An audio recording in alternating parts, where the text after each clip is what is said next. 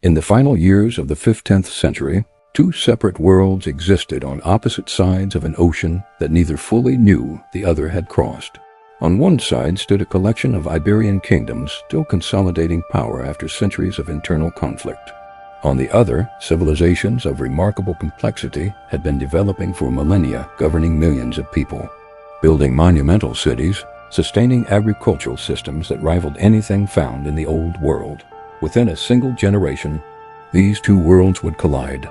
The consequences of that collision would reshape the political, demographic, and cultural geography of the entire planet. Understanding how it happened requires stepping back from the event itself and examining the conditions that made it possible. By 1492, the Kingdom of Castile and the Kingdom of Aragon had recently unified through the marriage of Isabella I and Ferdinand II. The long campaign to reclaim the Iberian Peninsula from Moorish rule, a process that had defined Spanish political identity for over 7 centuries, had reached its formal conclusion with the fall of Granada in January of that same year. Contemporary records indicate that the Spanish crown emerged from this period with significant military experience, institutional momentum, and an ability accustomed to the rewards of territorial expansion. The mechanisms of conquest, legal frameworks, ecclesiastical authorization, and the encomienda system of labor extraction had already been tested and refined during this prolonged domestic campaign before they were ever applied overseas. If you are interested in structured, historically grounded explorations of the early modern world, consider subscribing to History in Depth, where each documentary examines these periods through careful attention to evidence and context. It was within this climate of consolidation and outward ambition that Christopher Columbus secured royal patronage for a westward Atlantic crossing. Columbus himself was Genoese, not Spanish, but the enterprise he represented was deeply tied to Castilian interest, the search for a direct maritime route to Asian markets, bypassing the overland and eastern Mediterranean trade networks that had become increasingly difficult to access.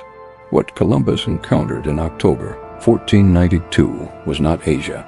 Historical evidence suggests he likely understood this relatively quickly, though the full geographic reality of what lay west of the Atlantic would take decades to map and comprehend the peoples he encountered. In the Caribbean, the Taino and Arawak communities of the islands were the first to experience sustained contact with Spanish colonial ambitions. Primary sources from the period, including Columbus's own journals and the later accounts of Bartolomé de las Casas, describe these societies as organized, populous, and capable of substantial agricultural production. Within decades of sustained contact, these same populations would be devastated as a consequence of disease, forced labor, and the structural violence embedded in early colonial administration. To understand how a relatively small number of Spanish expeditionaries were able to dismantle civilizations that had governed millions of people for centuries, it is necessary to examine the political structures on both sides of the encounter, not as a story of simple superiority or inevitable outcome, but as a collision between two distinct systems of power, each with its own internal strengths and vulnerabilities. On the Spanish side, the crown had developed a sophisticated legal and administrative architecture for managing distant territorial claims. The system of capitulations, formal contractual agreements between the crown and individual expedition leaders defined the terms under which conquest could be pursued. These documents granted military commanders significant authority to operate independently, while simultaneously binding them to deliver revenues, labor, and territorial control back to Castile. Administrative documents from the period revealed that the Spanish monarchy was deliberate in its approach, ensuring that private ambition and royal interest remained structurally aligned. The Council of the Indies, established in 1524, would later formalize this arrangement, creating a centralized bureaucracy in Seville responsible for governing Spanish territories across the Atlantic. The civilizations of the American mainland operated under equally sophisticated, though fundamentally different, systems. The Aztec Empire, more accurately called the Triple Alliance, governed a vast network of subject peoples across central Mexico from its capital at Tenochtitlan. Scholarly consensus places the population of Tenochtitlan at the time of Spanish contact between 200,000 and 300,000 people, making it one of the largest cities in the world. The empire functioned through a system of tribute and political subordination rather than direct administrative control, meaning that many communities within its boundaries maintained local governance structures while paying regular tribute to the central authority in goods, labor, and military service. This arrangement had a consequence that Spanish commanders would eventually exploit. Because Aztec imperial expansion had been sustained through military dominance and tribute extraction, significant resentment had accumulated among subject peoples across the region.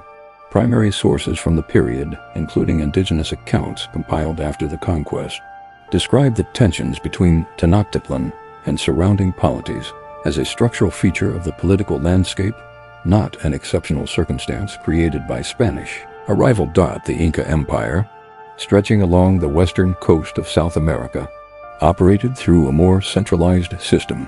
Historical evidence suggests that the Inca state maintained direct administrative control over subject populations through a sophisticated road network, a system of storehouses, and the practice of relocating communities to consolidate territorial authority. When Spanish forces under Francisco Pizarro entered Andean territory in the early 1530s, they encountered an empire already weakened by a recent civil war between competing claimants to the throne, a political fracture that would significantly shape the course of events that followed. These institutional realities, the contractual ambition of Spanish expansion and the internal tensions within American empires, did not determine the outcome of the conquest alone, but they established the political terrain on which everything that followed would unfold. Behind the political frameworks and military campaigns that dominate most accounts of this period were functioning societies, communities organized around agriculture, trade, religious practice, and social hierarchy. Examining the texture of daily life on both sides of the encounter provides a more complete understanding of what was disrupted, what was lost, and what was transformed during the decades of Spanish expansion across the American continent. In central Mexico, the majority of the population lived in agricultural communities organized around the Calpulli, a social unit that combined elements of kinship, land tenure, and communal obligation. Historical evidence suggests that land within these units was distributed among families for cultivation, with portions reserved for communal and religious use. The primary crops were maize, beans, squash, and chili, cultivated through sophisticated techniques including raised field agriculture in lake regions around Tenochtitlan. Contemporary records indicate that the markets of the Aztec world, particularly the Great Market at Tlatelolco, operated at a scale that astonished early Spanish observers. Goods from distant regions, cacao, cotton, jade, obsidian, and dried fish moved through established trade networks that connected communities across vast geographic distances. Social organization within Aztec society was stratified but not entirely rigid.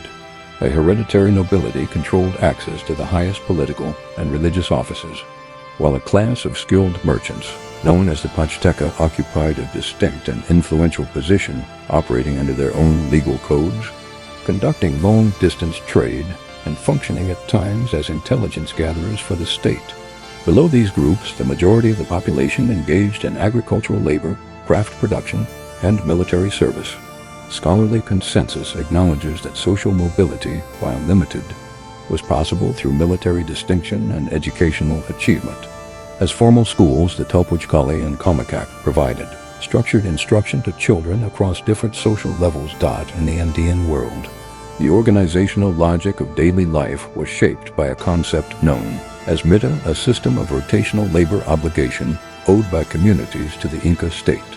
In exchange, the state maintained vast storehouses of food, textiles, and tools, redistributing resources during periods of scarcity or military mobilization. Primary sources from the period describe a society in which individual communities retained distinct cultural identities while participating in a broader imperial economy managed through careful record-keeping. The Inca used knotted cord devices known as cupus to maintain administrative accounts, a system of information storage that functioned without written script. but was capable of recording complex numerical and potentially narrative data. Spanish society during this same period was organized around a hierarchy of nobility, clergy, and commoners, with significant economic stratification between those who held encomiendas grants of indigenous labor and those who did not. For many of the men who joined Atlantic expeditions, the prospect of land, labor rights, and social advancement represented opportunities unavailable to them within the rigid hierarchies of Iberian society. Administrative documents reveal that a substantial portion of early expedition members came from the lower ranks of the Spanish nobility or from artisan and merchant backgrounds, men for whom the Americas represented a possibility of reinvention that the Old World could not offer. Understanding these social and economic realities makes the scale of disruption that followed more legible.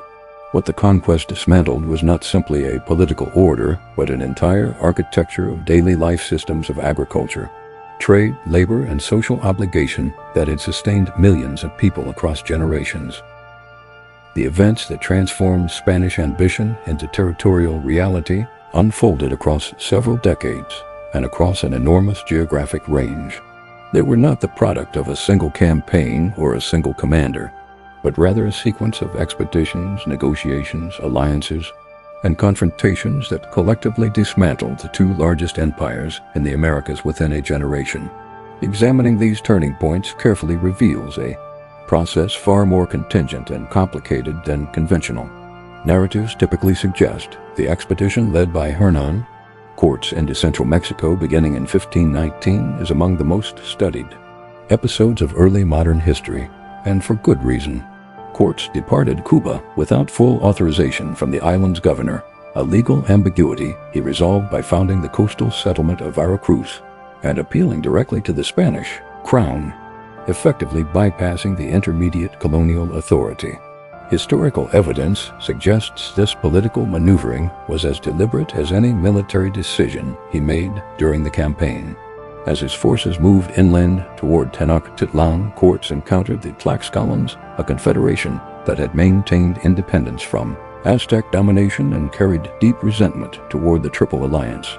After an initial period of conflict, the Tlaxcalans entered into a military alliance with the Spanish expedition, providing thousands of warriors whose participation would prove decisive in the campaigns that followed. The first entry into Tenochtitlan in November 1519 was not a military assault but a formal reception. The Aztec ruler Moctezuma II allowed the Spanish forces into the city, a decision that primary sources from both Spanish and indigenous traditions have interpreted differently, reflecting the genuine historical uncertainty around his intentions and calculations. What followed was a period of uneasy coexistence that collapsed in the spring of 1520, when Spanish forces, under circumstances that remain disputed among historians, killed a large number of Aztec nobles during a religious festival. The resulting uprising forced the Spanish and their allies out of the city in a chaotic retreat that became known as the Noche Triste, the Night of Sorrow, during which significant casualties were sustained on all sides. The fall of Tenochtitlan came not immediately, but after months of systematic preparation. Cortés organized a siege, cutting off the city's freshwater supply and its trade connections to the surrounding lake region. He oversaw the construction of brigantines, shallow water vessels that could operate on the lakes surrounding the island city, and coordinated a combined assault with Tlaxcalan and other allied forces. Contemporary records indicate that by the time the city fell in August 1521, its population had been devastated not only by the siege itself, but by epidemic disease, almost certainly smallpox, which had spread through the city in the preceding months, killing a substantial portion of its inhabitants, including Motecuzuma's successor in South America. The trajectory of events followed a different but structurally parallel course. Francisco Pizarro's expedition entered Andean territory in 1532. During the final stages of a civil war between Atahualpa and Huáscar, two half-brothers contesting succession to the Inca throne. Atahualpa had recently secured victory when he agreed to meet Pizarro's forces at Cajamarca. At that meeting, in November 1532, Spanish forces seized Atahualpa in a sudden assault, killing thousands of his attendants who were present without weapons. Atahualpa remained a captive for months, during which an extraordinary ransom, a room filled once with gold and twice with silver, was collected from across the empire and delivered to the Spanish. Despite fulfilling the ransom terms, Atahualpa was tried on fabricated charges and executed in July 1533. Administrative documents from the period reveal that his death effectively paralyzed the Inca state's capacity for organized resistance, as the empire's administrative structure depended heavily on the authority radiating from a single sovereign. These events, the siege of Tenochtitlan and the capture of Cajamarca, were not the conclusion of the conquest, but its most visible turning points. Resistance continued for decades in both regions, and in some areas of the Americas, sustained Spanish control would not be established until well into the 17th century. Scholarly consensus acknowledges that the speed of Spanish expansion was shaped not by military technology alone, but by the intersection of political fragmentation, epidemic disease, and the strategic use of indigenous alliances, factors that operated together in ways that no single participant fully understood or controlled at the time. The Spanish conquest of the Americas did not conclude with the fall of a capital city or the execution of a sovereign. Its consequences extended across centuries, reshaping demographic patterns, economic systems, cultural landscapes, and global trade networks in ways that continue to define the modern world. Examining these long-term outcomes with the same care applied to the events themselves reveals a historical process whose significance reaches well beyond the boundaries of the 16th century. The most immediate and devastating consequence was demographic. Scholarly consensus, drawing on a range of archaeological, administrative, and epidemiological evidence, estimates that the indigenous population of the Americas declined by somewhere between 50 and 90% across the first century of sustained contact with Europeans. The primary driver of this collapse was not military violence but epidemic disease. Populations with no prior exposure to smallpox, measles, typhus, and influenza had developed no immunological resistance to these pathogens. Contemporary records from colonial administrators describe entire communities emptied within weeks of initial exposure. The scale of this demographic catastrophe was without precedent in recorded human history, and its effects restructured the labor and social foundations of every colonial territory the Spanish administered. To address the resulting labor shortage, the Spanish colonial system increasingly turned toward the forced importation of enslaved Africans, a development that connected the Americas directly to the transatlantic slave trade and fundamentally altered the demographic composition of large portions of the Caribbean, coastal South America, and later Central America. The economic logic of colonial extraction required continuous labor inputs, and when indigenous populations could no longer supply them at the required scale, the colonial system expanded its reach across the Atlantic. Primary sources from the period document this transition in administrative and ecclesiastical records, revealing a deliberate institutional response to demographic collapse rather than an incidental development. Economically, the conquest integrated the Americas into a global trading system centered on European demand. The extraction of silver from mines at Potosi in present-day Bolivia and Zacatecas in Mexico generated quantities of precious metal that transformed not only Spanish imperial finance but the broader early modern global economy. Historical evidence suggests that by the late 16th century, American silver was flowing not only into European markets but eastward through trade networks into China and South Asia, where demand for silver as a monetary medium was substantial. The consequences of this influx, inflation, monetary instability, and the acceleration of global commercial exchange were felt across multiple continents simultaneously, making the conquest of the Americas one of the foundational events in the emergence of a genuinely interconnected global economy. Culturally, the encounter produced outcomes of extraordinary complexity. The imposition of Spanish language, Catholic religious practice, and European administrative structures did not simply erase existing indigenous cultures, but produced hybrid forms in architecture, language, religious practice, and social organization that reflected the conditions of colonial life rather than the intentions of any single party. Administrative documents from the colonial period reveal that indigenous communities frequently adapted Spanish legal frameworks to protect local land rights, negotiate with colonial authorities, and preserve aspects of pre-conquest social organization. The result was a colonial society that was neither purely Spanish nor purely indigenous, but something historically distinct, whose characteristics varied significantly by region, time period, and local circumstance. The longer historical significance of the conquest is perhaps most clearly visible in the structures it established. The legal frameworks, labor systems, land tenure arrangements, and racial hierarchies developed during the 16th century shaped the societies of Latin America for generations after formal Spanish colonial rule ended in the 19th century. Scholarly consensus recognizes that understanding the contemporary social and economic landscape of the Americas, its patterns of inequality, its demographic composition, its linguistic and cultural geography requires engaging seriously with the history of this period. What the Spanish conquest of the Americas represented, in the broadest historical terms, was the violent and irreversible connection of two hemispheres that had developed in isolation from one another for thousands of years. The consequences of that connection, demographic, economic, cultural, and political, were neither uniformly catastrophic nor uniformly transformative in any simple sense. They were the product of specific decisions, structural conditions, and contingent circumstances that played out differently across different regions, different communities, and different generations. History in depth exists to examine periods like this one with the care and precision they deserve, not to deliver final verdicts, but to build a more complete and honest understanding of how the world we inhabit came to be.